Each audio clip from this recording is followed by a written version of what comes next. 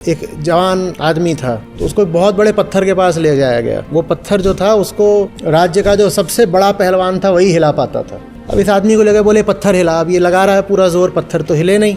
उसका जो गुरु था वो बगल में ही खड़ा हुआ था। बोला अपनी पूरी ताकत लगा। उसने पूरी ताकत लगाई, अभी भी नहीं हिला। गुरु ने 5 बार 8 बार ये दोहराया और फिर अपनी शब्द पे जोर देने लगा। बोला अपनी पूरी ताकत लगा। अब शिष्य सुन रहा है, अपनी, वो अपनी से यही अर्थ समझे कि मेरी माने इस देह की, ये जो जीव है इसी की। अंततः गुरु ने भी अपने दोनों हाथ लगा दिए, पत्थर हिल गया। गुरु ने कहा तुझे कुछ बात समझ में आई? तू आत्म शब्द की बहुत संकुचित व्याख्या कर रहा था। तू अपनी माने समझ रहा था तेरी, जबकि अपनी का अर्थ होता है तेरी और मेरी। तेरी ताकत में ये भी शामिल है कि तू मेरी ताकत भी मांग ले। तू मेरी ताकत को पराई मान रहा था ना, इसीलिए तेरी ताकत पूरी नहीं बैठ रही थी। तुझमें व्यक्तिगत पुरुषार्थ की भावना बहुत ज्यादा है। तू अपने पराये में ज्यादा चल रहा था, इसीलिए पत्थर तुझसे हिल नहीं रहा था। जब मैंने कहा अपनी पूरी ताकत लगा, तो पूरे का अर्थ ये होता है कि तेरी भी और मेरी भी। समझ इस बात को।